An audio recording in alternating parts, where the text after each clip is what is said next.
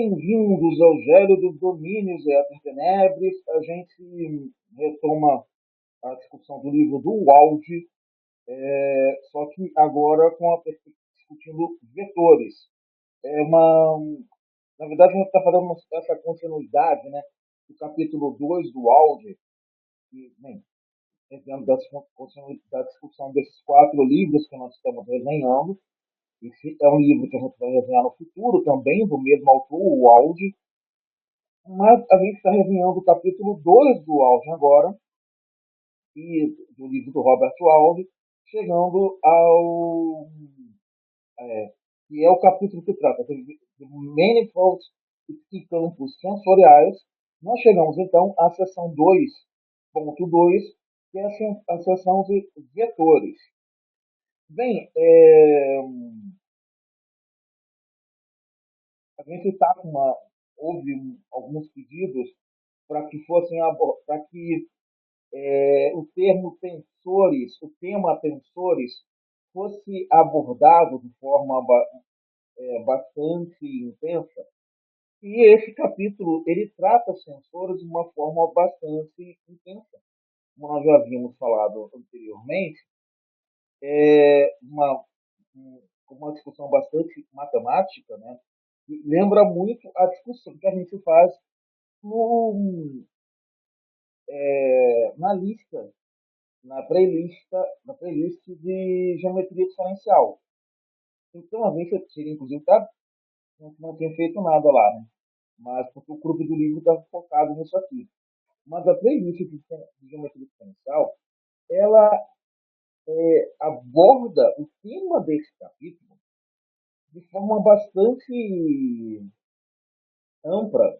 E, no meu entender, eu acho que está muito melhor do que aqui. A questão toda é que, pela nossa lógica de leitura e discussão do livro, a gente faz capa, o nosso método, né?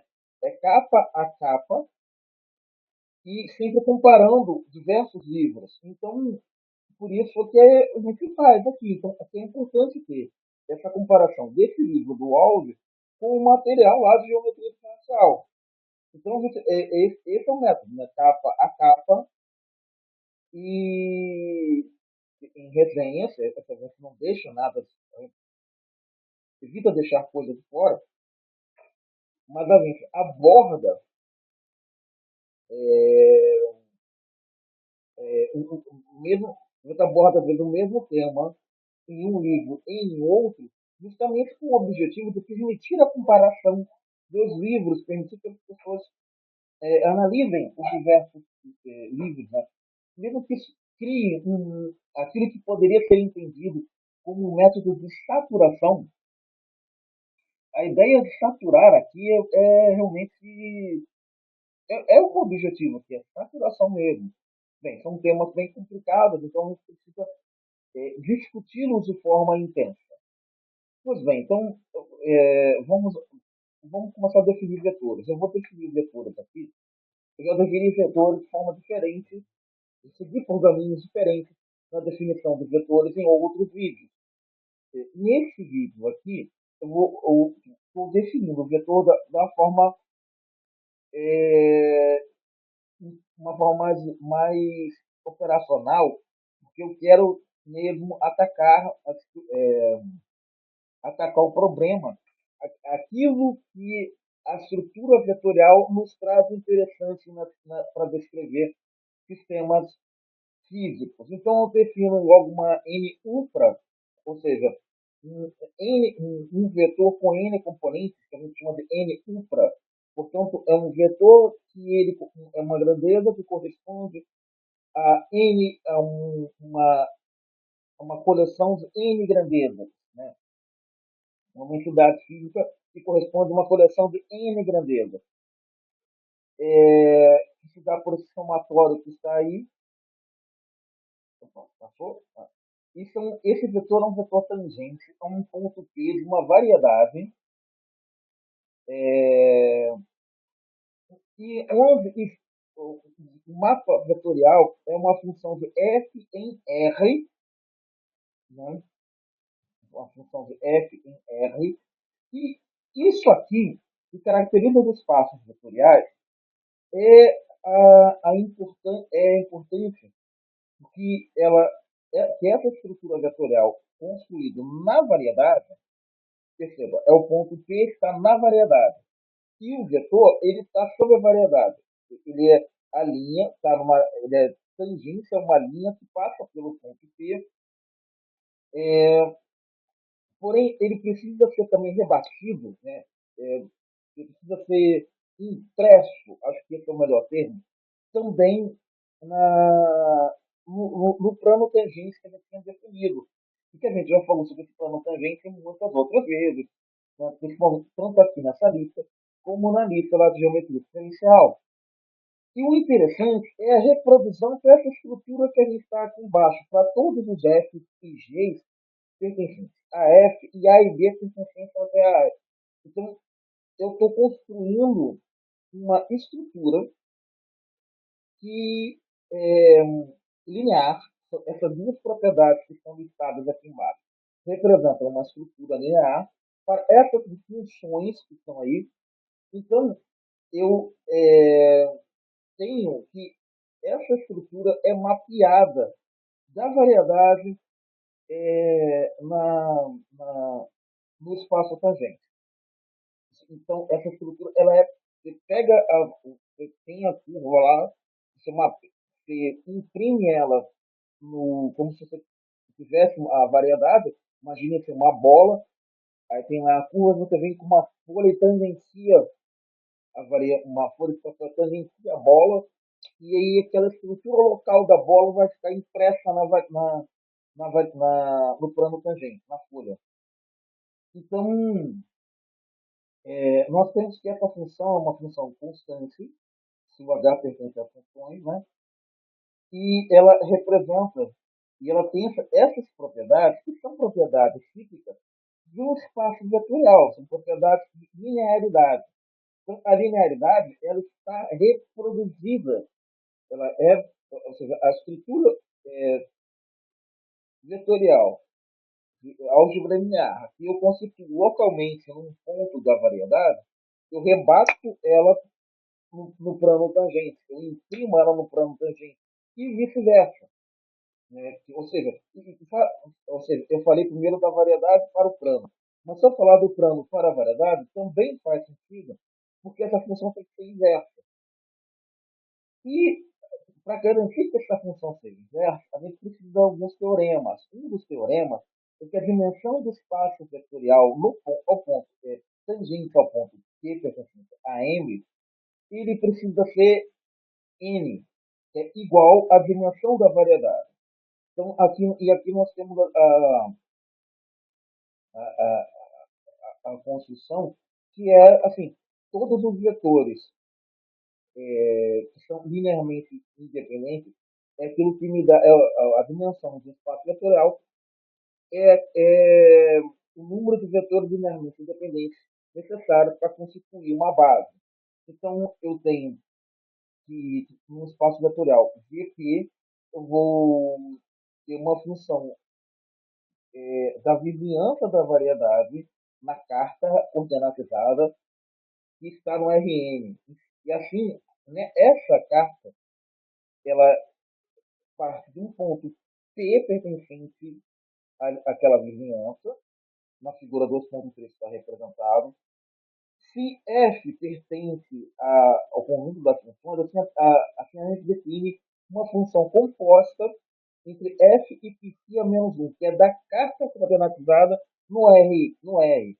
Essa função tem que ser infinita, tem que ser infinita, infinitamente diferenciável, para que a gente possa, justamente como eu falei, tanto imprimir a estrutura da variedade no plano tangente, como no plano tangente na variedade. Então, essa é a prova disso que eu estava falando, e a gente tem a materialização disso em termos dessa derivada, desse gradiente que eu estou estabelecendo, ou seja, o espaço, os vetores são constituídos em termos desse gradiente aqui. Sim, e agora eu tenho a figura, eu tava, né, M é a variedade, aqui está o ponto da variedade, e O a vizinhança. Então, se mapeia essa vizinhança numa carga coordenatizada no plano tangente que está aqui. Então, toda essa vizinhança está mapeada aqui. Então, e esse plano tangente ele está coordenatizado aqui. Logo, U é uma carta coordenatizada.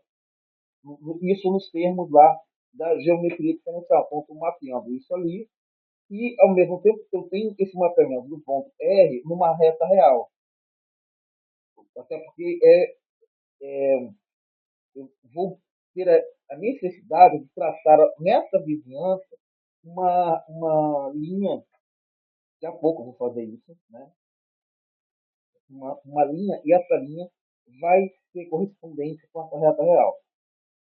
Então eu tenho que a N upra de coordenadas cartesianas no plano tangente, que está aqui na carta, né? Aqui nessa figurinha, eu tenho x1 e x2 ali, que são as coordenadas. Mas, para uma dimensão qualquer, eu tenho uma n upra de coordenadas cartesianas no Rn, onde x1 a xn são os vetores tangentes e isso é inicialmente visto como linearmente independentes. Ou seja, eu estou constituindo uma base para esses vetores.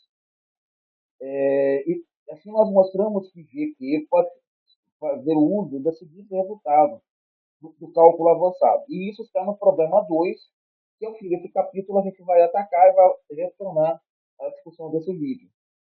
Assim, a função f é uma função Rn em R, ela é infinita, infinitamente diferenciável para cada uma das componentes A1 até a n pertencentes reais. Assim, existe uma função infinitamente diferenciável HMI para cada uma das componentes x pertencentes a R. Isso nos dá que eu posso expandir essa função f de x que eu estava construindo, onde eu vou precisar construir agora. Cadê? Ela aparece aqui. Se eu tenho essa função f Rn em R, ou seja, eu vou ter uma função aqui na carta coordenatizada. Ela passa pelo mapa, pelo manifold, e vai chegar na reta real. Então, eu consigo construir se eu consigo construir essa estrutura, eu consigo fazer essa expansão. Isso para qualquer n dimensão. E essa construção matemática que eu estou fazendo é uma construção, ou seja, é equivalente a uma expansão, né? Em torno do ponto x igual a A, que seria esse pontozinho que eu estou representando como P aí no desenho. Então, quando eu faço essa expansão, a minha função f a f' composta com psi a menos 1. E foi isso que quando eu construo esse conjunto de vetores aqui, que é um x mid f, então eu vou ter esse conjunto de vetores e eles vão ser a composição, ou seja, eu estou saindo da carta via psi a menos 1. Eu vou no ponto P e via F eu vou na reta real lá embaixo. Né? Então essa é a minha função. A é o psi do P. A é a função psi do P. Eu tenho que voltar aqui para mostrar na figura. Então tá. Então eu peguei aqui o psi do P é esse cara aqui. Então A é psi do P. E ele vai via psi do P a menos 1 do P. E do P, por isso que o psi tem que ser infinito. Ele tem que ser infinito para ele ter inversa. Para poder fazer essa volta da estrutura da carta na variedade e daqui na reta tangente.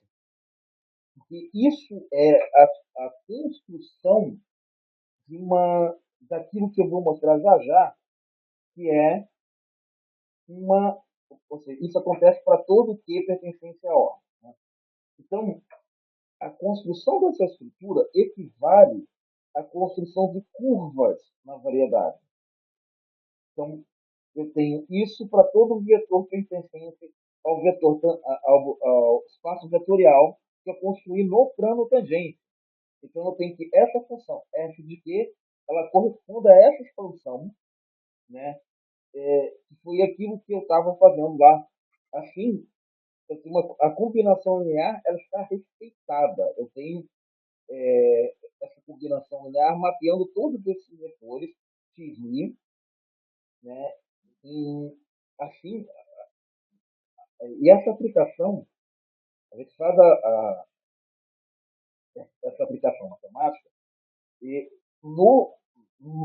para o vetor v, né, e a gente acaba tendo o vetor v como função do f de p, como função do número que estava expresso lá naquela reta tangente, lá naquela reta real, mas essa expansão aqui, no ponto Q igual a P, ou seja, eu estou fazendo, eu estou construindo, começando a ter uma ideia de como é que eu construo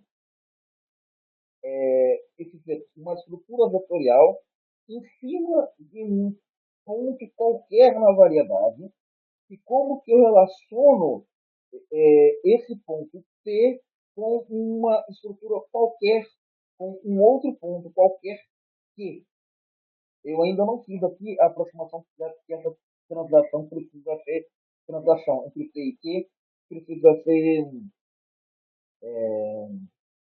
infinitesimal. Aliás, eu fiz sim. Quando eu escrevo isso aqui, eu estou estabelecendo o meu operador de translação, né? Em psi de P. Então, o valor do psi de P que está sendo introduzido, eu estou derivando isso e aplicando o valor psi de P nesse R. Então, essas componentes x1, xn são, são os números que aparecem nessa reta que tem a função que é o contradomínio da função que eu estou estabelecendo. Bem, eu vou partir de uma origem, eu vou estabelecer que eu estou chegando partindo de uma origem, e isso implica que se P é igual a zero, eu vou ter essa estrutura aqui igual a zero, x igual a zero também, v de f de t também vai a zero. Logo, eu só vou ter a segunda parte, a parte aqui de baixo do meu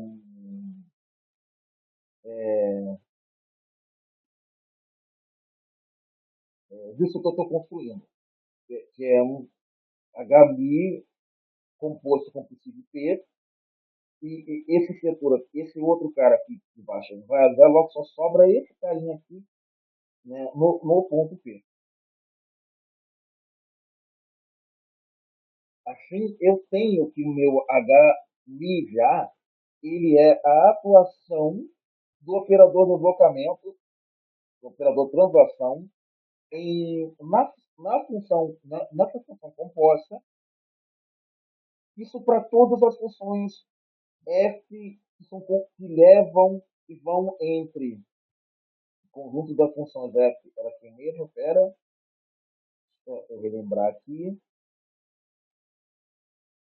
as funções f são as que pegam o ponto p da variedade e vão na reta real.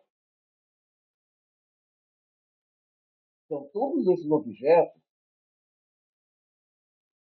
para o conjunto de todas essas funções, eu tenho que isso é válido. Assim, eu posso escrever qualquer vetor dependendo como função desta função que faz o ponto P na reta real, e aí eu consigo rebater toda essa estrutura vetorial que estava no plano tangente, eu consigo rebater na variedade e da variedade levar na reta real, onde eu tenho números. Assim, os coeficientes de MI são valores de V após a aplicação da função f, que é uma função composta, xmi psi. Pois bem, então eu tenho aí quem é o meu vetor z. E, nesse sentido, eu posso escrevê-lo como essa expansão pela função que está logo ali em cima, né? E isso é uma decorrência desse teorema 2.2.1. É, a possibilidade de expandir isso. Portanto, eu tenho que esse teorema 2.2.1, com esse procedimento que eu realizei aqui, que ele começa aqui, daqui, né? Aí ele começa aqui, essa demonstração começa aqui. Então, essa demonstração, que pode parecer um pouco abstrata matematicamente falando, mas ela realmente o é uma demonstração de geometria diferencial, é, é a demonstração desse teorema, ou seja, a, a estrutura de base ela fica completamente mapeada, né? A estrutura de base da variedade ela rebate no plano tangente, rebate de volta uma variedade, e isso me dá uma n cúpula de números que eu chamo de vetor. Assim eu tenho a base xmi de v de p. Xmi é a n cúpula de vetores. Bem, é o que eu falei. Isso é chamado de uma base coordenada. E esse cara é o operador translação. E eu posso fazer mudanças de base, né, na minha base coordenada a partir de uma estrutura jacobiana. Como eu faço mudança de base em qualquer vetor? Mas eu vou ter que conversar um pouco mais sobre quem é essa estrutura jacobiana que eu estou tendo aqui. Então, beleza. Então, eu tenho uma lei de transformação vetorial usual, com uma estrutura jacobiana estabelecida ali, pra, porque o problema todo agora é que eu vou ter que construir, entender como que essa estrutura jacobiana se relaciona com a variedade e com o plano tangente e como é que ela consegue cuspir números na saída, para que eu possa medir as coisas, as grandezas que estão ali. Assim, uma curva C suave numa variedade M é infinitamente diferenciável, é um mapa infinitamente diferenciável sobre os reais, no intervalo R dentro da variedade, tal que C é uma aplicação dos números reais na variedade. Assim, para cada ponto que pertencente à variedade, nós temos uma curva que pode ser associada com C, com a curva com C, e um plano tangente T pertencente ao conjunto de vetores VT.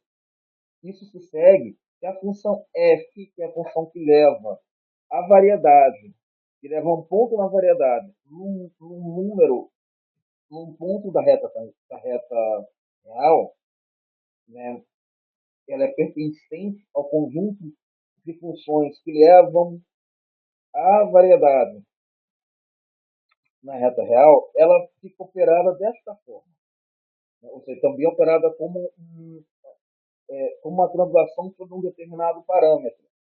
Assim, nós temos que a base coordenada xi está associada com uma carta φ em uma curva tangente em M, obtida por um tipping, né, de todas as coordenadas, exceto xi, que é uma constante. Assim, nós temos que a escolha do sistema de coordenadas φ para uma curva C na variedade precisa ser mapeada em uma curva x de t no espaço tangente. Ou seja, então eu estou pensando agora nessa vizinhança, uma curva que passa pelo ponto T, como é que eu imprimo essa curva no espaço tangente? É isso que está sendo regulado. Bem, ou seja, então nós temos ali exatamente o plano tangente TXM, tem um ponto T, um vetor tangente T ali, um ponto X e a variedade. Então, e a curva na variedade. O tipo T está na variedade M.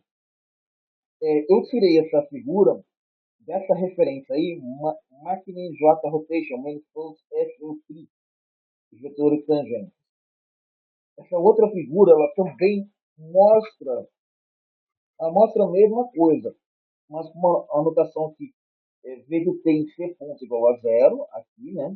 Então tem esse ponto que é aproximado a zero, aproximadamente zero, no plano tangente, que é TPM, tem essa anotação, TPM.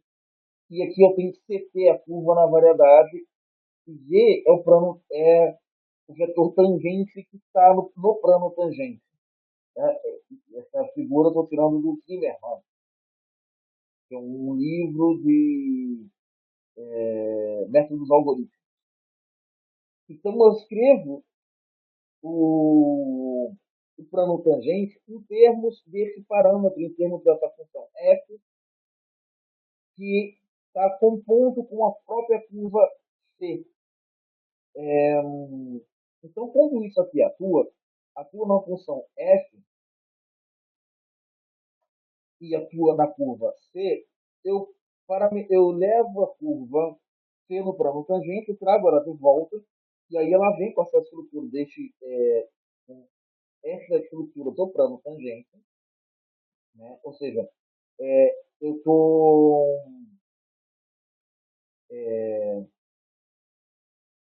essa estrutura de x mil dt está associada à estrutura do plano tangente, assim eu fico com quem é esse cara. O x mil são os vetores, a mi upra de componentes do vetor na reta tangente, e dx mil dt é o valor do plano tangente. E aí o somatório é em mi. Né? Assim, eu posso extrair que o meu plano tangente é tx de tdt. Então, isso é bem usual em geometria diferencial e até em cálculo. A gente chegar, né, que o plano tangente é derivada por um parâmetro da própria curva. Né? Isso vai, mas isso, ou seja, uma tensão fisicamente estável no espaço R3, e também no espaço R2, onde você estabelece um vetor tangente, e esse vetor tangente é o operador de translação sobre uma curva de acordo com o parâmetro da própria curva. Então, isso aqui eu estou mapeando isso para um espaço de variedades. Então, eu estou fazendo isso num ponto VP, no espaço tangente VP em P, mas eu também que mais para frente eu vou querer andar com isso. Vou precisar andar com essa estrutura. Ou seja, não só ficar estático no ponto P, mas sabendo que isso pode ser feito para qualquer ponto da variedade, e quero conectar cada um dos pontos e saber como é que eu posso, estando num plano tangente a um ponto, ir para um plano tangente de outro ponto, seguindo uma curva. Ou seja,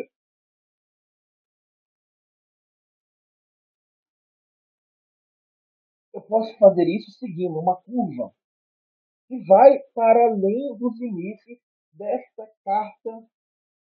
da carta coordenatizada. Ou seja, eu vou então começar a fazer coisas, começar a explorar outras cartas coordenatizadas, como essa aqui, para tentar entender como é que esse procedimento matemático todo, rigoroso, acontece. Então, eu estou começando, encerrando esse vídeo, num ponto em que as conexões começam a aparecer.